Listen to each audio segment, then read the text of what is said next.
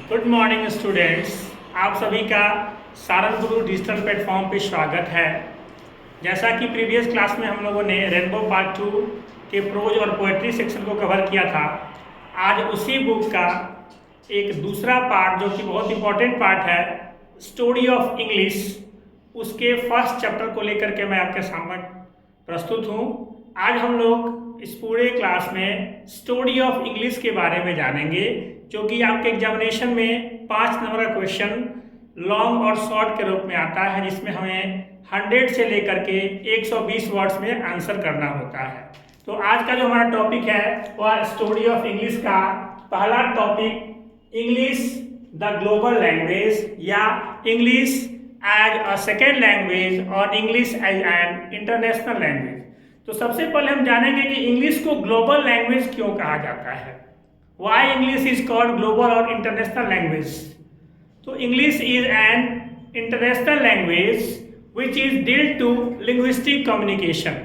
तो इसमें हम लोग हिस्ट्री ऑफ इंग्लिश और अलग अलग जो कंटेंट्स हैं उसकी हम आपके सामने चर्चा करेंगे। क्या क्या कवर करने वाले इस टॉपिक पे हम इसको हम पहले देख लें कि इस टॉपिक पे हम क्या क्या आपके सामने डिस्कस करने वाले हैं। पहला जो हमारा है वह इंग्लिश लैंग्वेज के फैक्ट्स क्या क्या हैं, कौन कौन से फैक्ट्स हमें इंग्लिश लैंग्वेज में पढ़ने हैं उसकी चर्चा करेंगे। दूसरा जो हमारा कवर होगा वह history of English as a speaking word, जिसमें हम लोग कैसे इंग्लिश अलग अलग देशों में कैसे डेटा के साथ कवर किया जाता है उसकी हम चर्चा करेंगे। जो हमारा तीसरा फैक्ट होगा वह है international language of modern world. यह इंटरनेशनल लैंग्वेज इस मॉडर्न वर्ल्ड में कैसे कहा जाता है उसकी चर्चा करेंगे। उसके बाद जो हमारा नेक्स्ट टॉपिक होगा स्टोरी ऑफ इंग्लिश में टिपिकल इंग्लिश फूड के बारे में जानेंगे और क्यों इंग्लिश इंपॉर्टेंट है उसके बारे में जानेंगे और फाइनली कंक्लूजन करेंगे, क्योंकि स्टोरी ऑफ इंग्लिश से आपको लॉन्ग क्वेश्चन ही आएंगे जो कि हमें 5 नंबर के होंगे और आपको 100 से 120 वर्ड में उसका आंसर करना होता है। तो चलिए हम टॉपिक की शुरुआत करते हैं। अब हम जानेंगे कि इंग्लिश लैंग्वेज के फैक्ट्स क्या क्या हैं। इसमें आपके सामने एक डेटा हमने स्क्रीन पे शेयर किया आपके साथ में। आप देखें, English as a first language, इसको ध्यान देंगे, English as a first language, क्योंकि हमारे इंडिया में इंग्लिश क्या है, सेकेंड लैंग्वेज के रूप में जाना जाता है। कौन सा लैंग्वेज के रूप में? Second language English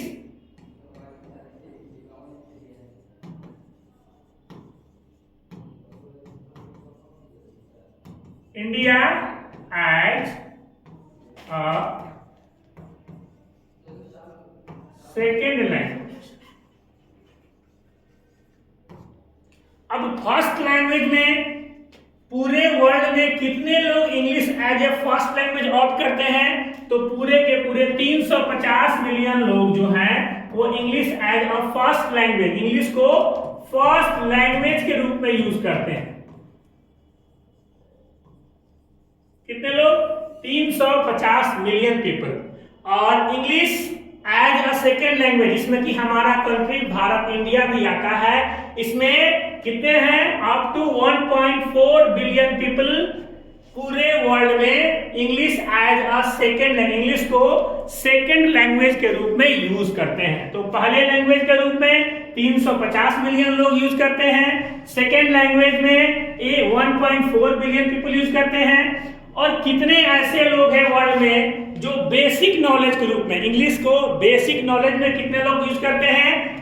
1 billion people. पूरे वर्ल्ड में 1 बिलियन लोग English as a basic language use करते हैं, इंग्लिश को एक बेसिक लैंग्वेज प्रोजेक्ट करते हैं।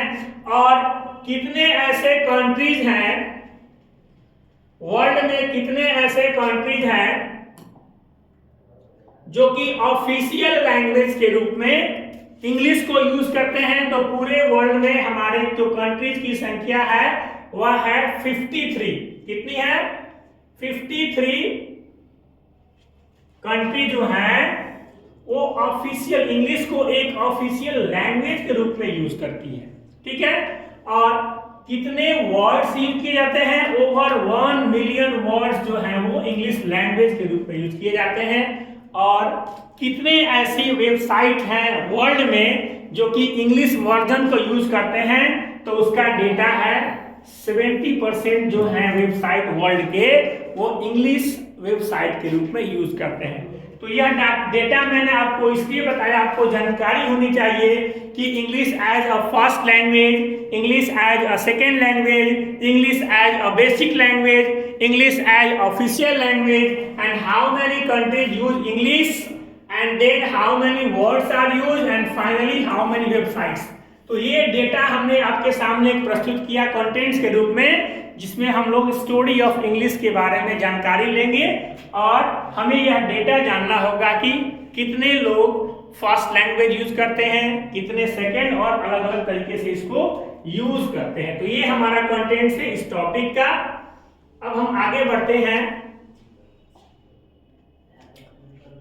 यहां पर ध्यान देंगे आप, कहता है कि the relative numbers of English speakers, English बोलने वाले लोग, the major English speaking country, कौन कौन से कंट्रीज हैं जो मेजोरिटी में इंग्लिश को यूज करती है। तो यहाँ पर हमने आपके सामने एक और डेटा प्रस्तुत किया है। पहला है कौन कौन सा कंट्री है जो कि फर्स्ट लैंग्वेज इंग्लिश को यूज करती है, और कौन कौन से कंट्री इसको एडिशनल लैंग्वेज के रूप में यूज करते हैं। तो नंबर 1 पे हमने डेटा दिया है, वो है USA, United states of America, जहां पे इतने लोग जो हैं उसको फर्स्ट लैंग्वेज के रूप में यूज करते हैं और एडिशनल लैंग्वेज के रूप में इतने लोग यूज करते हैं। तो यह एक डेटा है बेसिक जानकारी के लिए हिस्ट्री ऑफ इंग्लिश के बारे में, जो कि आपको जाननी चाहिए कि वर्ल्ड में कितने ऐसे कंट्रीज हैं जो कि फर्स्ट लैंग्वेज में यूज करते हैं, या सेकेंड लैंग्वेज में यूज करते हैं, या एडिशनल लैंग्वेज में यूज करते हैं। उसके बाद जो सेकेंड पोजीशन है वह है यूके का, यूनाइटेड किंगडम का, जहां पे इतने लोग फर्स्ट लैंग्वेज यूज करते हैं और इतने लोग एडिशनल लैंग्वेज यूज करते हैं। देन हमारा है कनाडा, फिर है ऑस्ट्रेलिया, देन है नाइजीरिया। तो ये जो कंट्रीज हैं उनके लोग मतलब फर्स्ट लैंग्वेज के रूप में और सेकेंड लैंग्वेज के रूप में जो यूज करते हैं उसका डेटा हमने आपके सामने दिया है। अब हम आगे बढ़ते हैं इसी में आगे।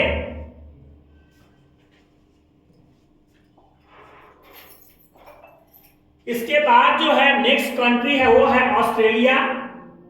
ऑस्ट्रेलिया में इतने लोग फर्स्ट लैंग्वेज को यूज करते हैं और इतने लोग एडिशनल लैंग्वेज। देन है नाइजीरिया, फिलीपींस और इंडिया। इंडिया में इतने पीपल जो है वो फर्स्ट लैंग्वेज में और सेकेंड और थर्ड में इतने लोग यूज करते हैं। तो ये एक डेटा हमने आपके सामने यूज किया कि स्टोरी ऑफ इंग्लिश में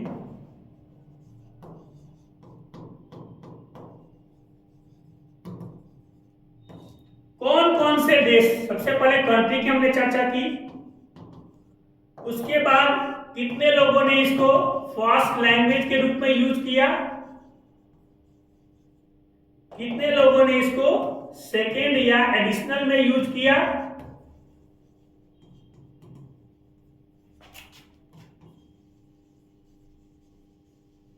और कितने लोगों ने इसको अदर सेगमेंट में यूज किया, जैसे ऑफिशियल लैंग्वेज हो गया,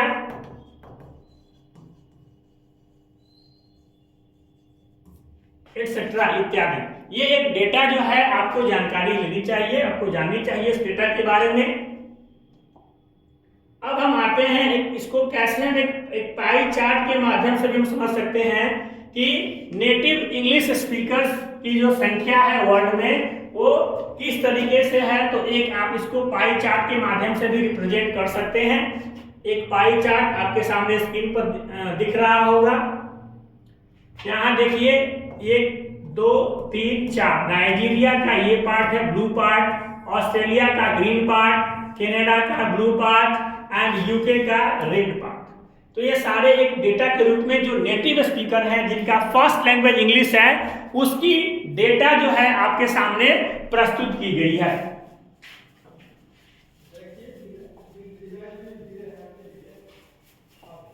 अब जो है ये देखिए मानचित्र पे भी हमने इसको मार्क कर दिया है इसमें साथ में क्या है, countries of the world, word English is an official language और नेशनल लैंग्वेज, जहां पे आपको मार्क किया हुआ है, देखिए ये डेटा के साथ, and those countries where the official और non official but not primary languages. तो एक डेटा के साथ हमने आपको पाई चार्ट के माध्यम से डेटा बनाने की दिखाने की कोशिश की है, और इस मानचित्र पे, इस मैप पे वर्ल्ड के किस किस पार्ट में English as an official language, English as a first language और सेकेंड लैंग्वेज और नॉन नेटिव स्पीकर्स की भी हमने इस पे चर्चा की है।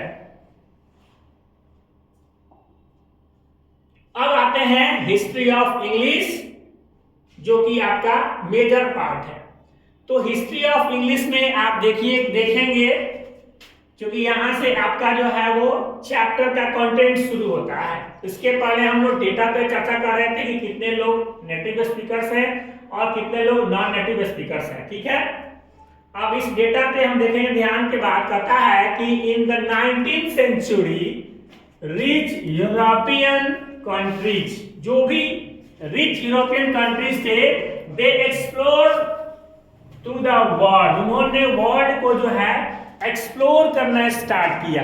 कैसे, इस रूप में, तो उसमें ब्रिटिश जो एक्सप्लोरर्स थे उन्होंने व्यापार के माध्यम से अलग अलग कंट्री में वह व्यापार करने के लिए गए, वेंट ऑन द वॉयेज, यात्रा पे गए, ऑफ डिस्कवरी, और डिस्कवरी के साथ साथ क्या किया, अफ्रीका की खोज कर दी, फिर एशिया और पैसिफिक, इन 3 जगह की उन्होंने खोज की अपने यात्रा के दौरान, चाहे वो बिजनेस पर्पस से हो या यात्रा के पर्पस से हो, ठीक है। They sailed across the oceans and discovered the countries।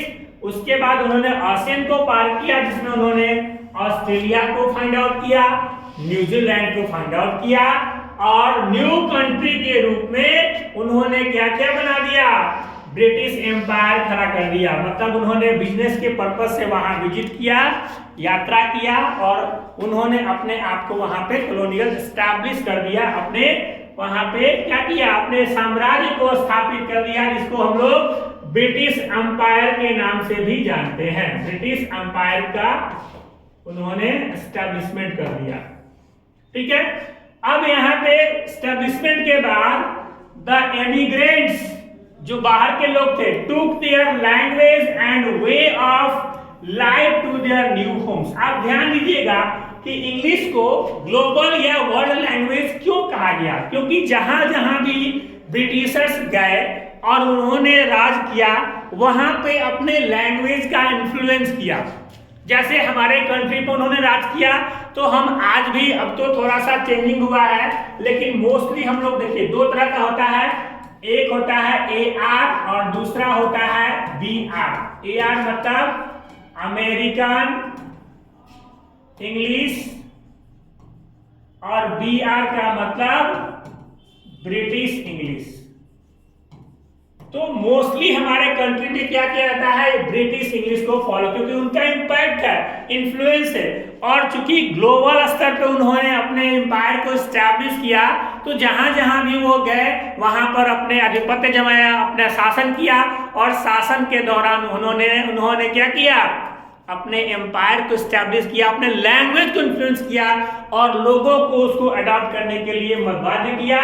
और यही वजह है कि आज इंग्लिश, अगर आपको इंग्लिश आती है तो वर्ल्ड के किसी भी कोने में अगर आप चले जाते हैं तो आपको कम्युनिकेशन करने में आसानी होती है, कोई प्रॉब्लम नहीं होती है। इसलिए इसको, इंग्लिश को ग्लोबल लैंग्वेज या वर्ल्ड लैंग्वेज के रूप में जाना गया, जो कि आपका टॉपिक है। आपका टॉपिक क्या है, English as a world language और English as a global language. तो यहाँ पे जैसे उन्होंने एस्टैब्लिशमेंट किया, उन्होंने अपने क्या किया, अपने लैंग्वेज का इंपैक्ट शुरू किया, and these countries often have a mix of British traditions and their own custom. वहां पर अपने कस्टम्स को भी उन्होंने एस्टैब्लिश किया, अपने लैंग्वेज के इन्फ्लुएंस को बढ़ाया, और यही वजह था कि आज अंग्रेजी जो है, आज इंग्लिश एक ग्लोबल लैंग्वेज के रूप में इस वर्ल्ड में उभरी हुई है, जिसका हमने आपको नेटिव स्पीकर के रूप में, फर्स्ट लैंग्वेज के रूप में, सेकंड लैंग्वेज के रूप में, एडिशनल लैंग्वेज के रूप में सारा डेटा मैंने आपके सामने दिया कि इतने प्रतिशत लोग और इतने लोग जो है वो फर्स्ट लैंग्वेज के रूप में उसको यूज करते हैं, इतने प्रतिशत लोग सेकेंड लैंग्वेज में या एडिशनल और ऑफिशियल लैंग्वेज के रूप में यूज करते हैं। अब प्रश्न आपके एग्जामिनेशन में अगर आता है स्टोरी ऑफ इंग्लिश लिखने के बारे में, हिस्ट्री ऑफ इंग्लिश के बारे में, तो ये चीजें पूछे जाएंगी। अगर आप उसमें अगर डेटा को आप अपने उसमें मर्ज करते हैं, मतलब रिसेंट जो डेटा मैंने आपके स्क्रीन पर दिखाया, अगर उस डेटा को आप लिखते हैं तो आपके एग्जामिनेशन में मार्क्स अच्छे आएंगे और जानकारी के तहत आपको एक अलग तरीके से एक डेटा एनालिसिस का इम्पैक्ट होगा कि हमने पूरा का पूरा उस पर डेटा एनालिसिस किया और सर्वे करने के बाद, फाइंड आउट करने के बाद हमने कंप्लीटली नए सिरे से उसका आपने एस्टैब्लिशमेंट किया। तो ये हमारा था स्टोरी ऑफ इंग्लिश। अब देखिए यहां पे एक आता है टर्म, कहता है कि the international language of the modern world. अब देखिए यहां पर मैंने बताया ना, अगर हम लोग को अगर कोई पूछे कि English, how can you define English, तो इंग्लिश को सिंपल डिफाइन क्या करेंगे? English is an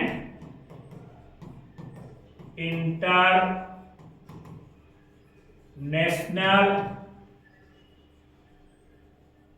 language which is built to linguistic communication। तो यहाँ पे आ गया ना इंटरनेशनल लैंग्वेज, बार बार इंटरनेशनल इसलिए की क्योंकि ग्लोबल में, वर्ल्ड में सबसे ज्यादा बोली जाती है। ऑफ द मॉडर्न वर्ल्ड की बात हम करते हैं। अब इसमें क्या क्या हम चर्चा करेंगे इसको हम देखते हैं।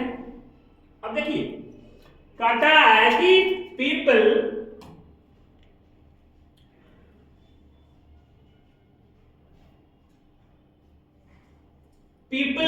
ट्रैवलिंग इन फॉरेन कंट्रीज, विदेश के कंट्री में ट्रैवलिंग के बाद use English when they don't speak the local language. अब जैसे हम इंडिया से हैं, हम यहाँ से किसी फॉरेन कंट्री में अगर जाते हैं और हमें इंग्लिश अगर आती है, वहाँ के रीजनल लैंग्वेज को हम नहीं जानते हैं क्योंकि हम वहाँ रहते नहीं हैं, लेकिन अगर हमें अंग्रेजी आती है, अगर हम इंग्लिश बोलते हैं तो हम वहाँ के लोगों से प्रॉपर तरीके से अपना कम्युनिकेशन कर सकते हैं। क्योंकि कम्युनिकेशन का सीधे डिफाइन है क्या है, it is a two way process, मतलब कोडर और डिकोडर। हम मैसेज को जब ट्रांसमिट करते हैं और जब तक डिकोडर जो है रिस्पॉन्स नहीं करेगा, हमारा कम्युनिकेशन नहीं होगा। अब अगर सपोज दैट आपको इंग्लिश नहीं आती है और वहाँ के रीजनल लैंग्वेज को भी आप नहीं जानते हैं, तो वहाँ के लोगों से आपका कम्युनिकेशन नहीं हो पाएगा, क्योंकि वो क्या कहेंगे आपको समझ में नहीं आएगी, आप क्या कहेंगे उनको समझ में नहीं आएगी। लेकिन अगर आप इंग्लिश अगर जानते हैं और लोकल लैंग्वेज नहीं जानते हैं, फिर भी आप वहाँ पे अपने बातों को रख सकते हैं, इफेक्टिव कम्युनिकेशन आप कर सकते हैं। इसलिए कह रहा है कि देखिए लोग जाते थे तो क्या करते थे, इंग्लिश बोलते थे। क्यों? क्योंकि उनको लोकल लैंग्वेज, वहां का जो क्षेत्रीय भाषा था वह बोलने नहीं आता था। लेकिन चूंकि इंग्लिश आती थी इसलिए उन्होंने अपना कम्युनिकेशन प्रॉपर तरीके से कर रखा। Same at the airport all over the world you can hear English. आप ध्यान दीजिएगा, जब आप ट्रैवलिंग करते हैं, एयरपोर्ट पे जाते हैं, अगर आपको अंग्रेजी आती है तो आप चाहे वह क्रू केबिन हो या रिसेप्शन हो या टिकट काउंटर हो, कहीं भी आप अपने कम्युनिकेशन को प्रॉपर तरीके से कर पाते हैं। लेकिन अगर आपको नहीं आती है तो वहां आपको चैलेंजेस फेस करने होते हैं। इसलिए इंग्लिश जो है नेसेसरी है और इसको वर्ल्ड लैंग्वेज के रूप में अपना इम्पैक्ट बनाया गया, क्योंकि अगर यह आती है तो आपको कम्युनिकेशन में दिक्कत नहीं होती है। When they are at business meeting, ध्यान दीजिएगा, business meeting between the people speaking different languages, they are usually English। एक ऐसा भाषा है जब जो आपको आती है, अगर सपोज दैट किसी फॉरेन के डेलीगेट से आपको डील करनी है और आपको अंग्रेजी नहीं आती है तो फिर आपका कम्युनिकेशन नहीं हो पाएगा। लेकिन अगर आपको अंग्रेजी आती है, क्योंकि इंग्लिश क्या है, most of the country they speak English, क्योंकि कहीं फर्स्ट लैंग्वेज है, कहीं सेकंड लैंग्वेज। लेकिन अगर आपको अंग्रेजी आती है तो आपकी बिजनेस पर्पस से भी कम्युनिकेशन फुलफिल हो जाएगा। तो कहने का मतलब यह है, यह आपके क्लास 12th में चैप्टर में क्यों ऐड किया गया कि इंग्लिश पर आपको फोकस करना है। मतलब कि आपको इंग्लिश बोलने आनी चाहिए, इंग्लिश को आपको इम्पैक्ट को समझना होगा, उसके हिस्ट्री को समझना होगा। और इसके लिए हमने अलग अलग डेटा आपके सामने कंट्री वाइज पुट अप किया था, so that everyone can participate. ध्यान दीजिएगा, अगर आप मीटिंग हॉल में बैठे हैं और पूरा का पूरा मीटिंग जो है वो अंग्रेजी भाषा, लोग सारे लोग अंग्रेजी बोलने वाले हैं, आपको अंग्रेजी नहीं आती है, तो आप अपनी बातों को संप्रेषण नहीं कर पाएंगे, अपना कम्युनिकेशन नहीं कर पाएंगे और आप चुपचाप बैठ करके बातों को सुनेंगे।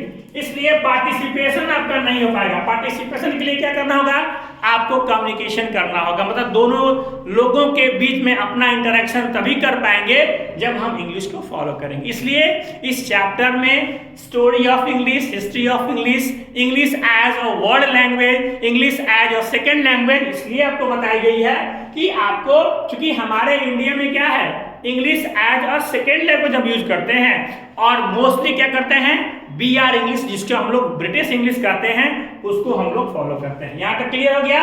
आगे बढ़े।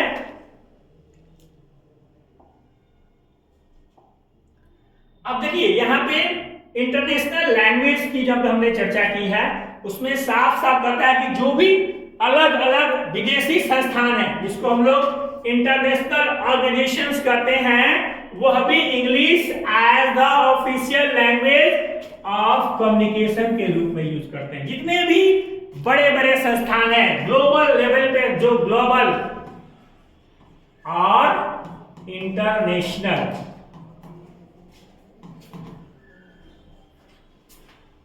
ऑर्गेनाइजेशंस हैं, वह भी ऑफिशियल लैंग्वेज के रूप में क्या कर रहे हैं, कम्युनिकेशन के लिए इंग्लिश को यूज कर रहे हैं। इसलिए इसका इंपैक्ट और इफेक्ट जो है आपको जानना होगा। इसके अलावा यूनाइटेड नेशंस के जितने भी कंट्रीज हैं वो अभी अपने ऑफिशियल लैंग्वेज में इंग्लिश को यूज कर रहे हैं ग्लोबल स्तर पे। देन है यूरोपियन यूनियन, EU के भी जितने कंट्रीज हैं वो भी सारे इंग्लिश को यूज कर रहे हैं। देन कॉमनवेल्थ ऑफ नेशन, देखिए ये अलग अलग कैटेगराइज किया गया है पूरे वर्ल्ड के नेशंस को, जिसमें हमने UN नेशंस की चर्चा की, जो उसके अंतर्गत जितने भी कंट्रीज आते हैं, जिसकी डेटा हमने आपको पहले लेसन पर दिखा रखी है कि US में, UK में, नाइजीरिया में, कनाडा में, न्यूजीलैंड में कितने प्रतिशत लोग और कितने लोग English as a first language, English as a second language और English as a global language के रूप में यूज करते हैं। देन COEs, ये सारे जो है अलग अलग डिवीजन ऑफ कंट्रीज हैं जो क्या करते हैं, अपने ऑफिशियल लैंग्वेज में भी इंग्लिश को ही यूज करते हैं। तो आप देखिए कि इंग्लिश का इंपॉर्टेंस कितना है हमारे लाइफ में। इसलिए इंग्लिश के इंपॉर्टेंस की महत्व को ध्यान में रखते हुए we need to promote ourselves to speak as an English speaker. We must know how to generate or how to speak English with others. For that we need to prepare ourselves for effective communication, means the coder and decoder, they must have to communicate with effective responses. Without response there is no any communication. इसके अलावा देखिए अलग अलग मैंने सारे countries की चर्चा भी की है। यूनाइटेड नेशंस के साथ साथ NATO है, North Atlantic Treaty Organization, OAS है, PIF है, सारे कंट्रीज में ओवरऑल। और तभी यह जो आपका टॉपिक है कि English as a world language और English as a global language की चर्चा की गई है, क्योंकि most of the country they follow English as a first और ऑफिशियल लैंग्वेज। अब देखिए यहाँ पे English is in media, media में भी आप देखेंगे कि इंग्लिश का इन्फ्लुएंस अपना अलग है, चाहे वो अंग्रेजी न्यूज़पेपर के रूप में हो या न्यूज के रूप में हो या अदर सेगमेंट के रूप में हो। अब देखिए यहाँ पे एक छोटा सा आपके सामने एक प्रयास है, क्या कहता है, ध्यान से इसको सुनेंगे। कहता है you can not escape from English in the media nowadays. आप देख रहे हैं ना पूरे मीडिया में भी इंग्लिश का अपना इन्फ्लुएंस है। इधर you turn on the radio, TV, television और listening music in English also. हर जगह देखिए इसका अपना इंपॉर्टेंस है, इसलिए इंग्लिश के इंपॉर्टेंस को ध्यान रखना है। अब कहता है कि if you can understand English you have a bigger choice of programs. आप ध्यान दीजिएगा, जितने भी खासकर साइंस बैकग्राउंड के जितने भी अदर सेगमेंट में, सिर्फ साइंस की बात नहीं कर रहे हैं, अदर मतलब सेगमेंट इन द मतलब ह्यूमैनिटीज, कॉमर्स, मतलब रिटेल, हर क्षेत्र में इंग्लिश के जो बुक्स हैं, इंग्लिश के जो वर्जन की जो बुक्स हैं वो ज़्यादा इफेक्टिव हैं और ज़्यादा व्यापक स्तर पे अवेलेबल भी हैं। इसलिए कहता है कि अगर आपकी इंग्लिश अगर आप चॉइस करते हैं तो नंबर ऑफ प्रोग्राम्स का चॉइस आपका बढ़ जाएगा, ये ध्यान रखिएगा, क्योंकि number of availability of books जो है वो इंग्लिश वर्जन में ही ज्यादा है, इसलिए हमें इंग्लिश के इंपैक्ट को ध्यान रखना है। Lots of sports wear, brands, cars and another products have slogans in English. आप देखिएगा जितनी भी बड़ी बड़ी कंपनी की गाड़ियां हैं या जितने भी बड़े बड़े ब्रांड एम्बेसडर हैं जो कि प्रचार करते हैं अपने प्रोडक्ट का, वो भी ब्रांड जो है यहाँ पर इंग्लिश में ही मोस्टली वो यूज करते हैं।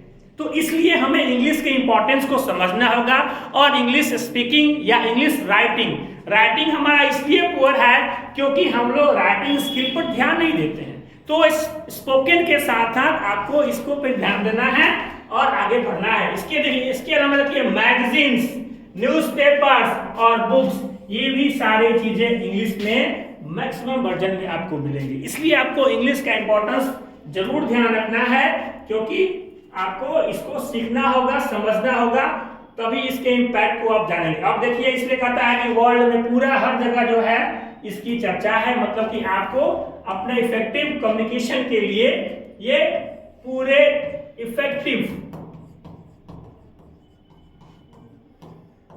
कम्युनिकेशन के लिए इंग्लिश के इंपॉर्टेंस को समझना होगा।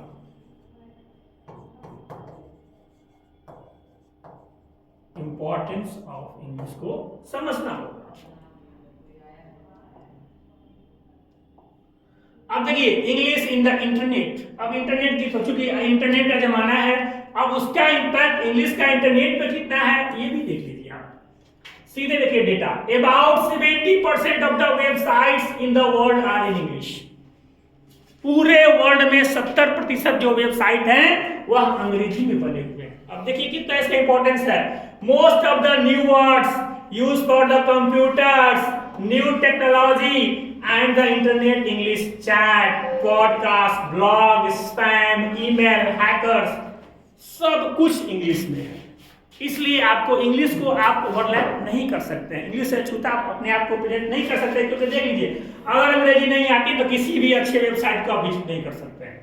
इसलिए आपको इंग्लिश का इंपॉर्टेंस समझना होगा, और इसलिए क्लास 12 में ये अलग से story of English, old English, middle English, new English के साथ साथ English as a global language, यह टॉपिक ही है कि इंग्लिश एक कैसे अपने आप को ग्लोबली अपने आप को रिप्रेजेंट किया, इसके महत्व को जानना बहुत जरूरी है। Google also. अब देखिए थोड़ा ट्रेडिशनल इंग्लिश फूड की हम चर्चा कर लेते हैं। इसमें बहुत सारे ऐसे प्रोडक्ट्स हैं जिसमें हम लोग ट्रेडिशनल और मॉडर्न दोनों की यूज करते हैं। कहता है English T is a wide spread stereotypes, मतलब देखिए यहाँ पे चिप्स वगैरह का एडिंग वगैरह देखिए, वो सब रैपर्स जितने भी होते हैं सब अंग्रेजी में छपे होते हैं। जो भी आप खाते हैं, चिप्स हो, रैपर्स हो या कोई भी प्रोडक्ट्स खाते हैं, वो सारा इंग्लिश फूड का एक टॉपिक, एक इंग्लिश चेन बना हुआ है जहां पे इंग्लिश का अपना इंपॉर्टेंस बताया गया है।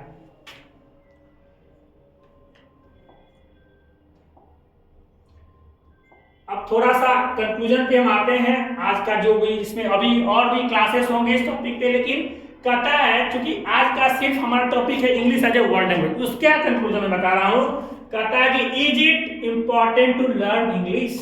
आपके पास क्वेश्चन है किया हमने कि क्या आपको लगता है कि इंग्लिश जो है सीखना जरूरी है? बिल्कुल जरूरी है। क्यों? क्योंकि today our world has become a global village and English has become international language.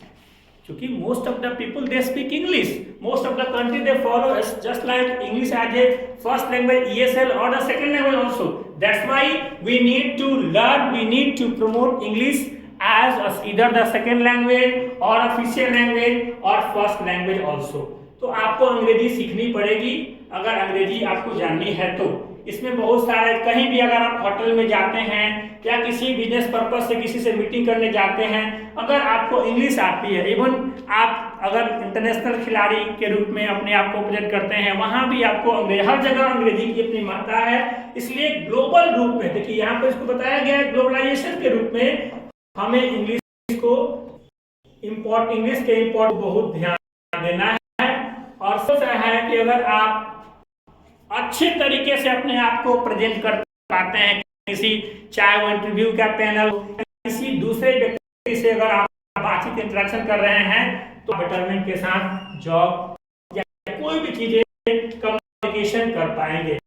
इसलिए इंग्लिश का जो है वह अपना इम्पोर्टेंस है और आपको ये जाननी चाहिए। तो आज के क्लास में हम इतना ही। क्लास में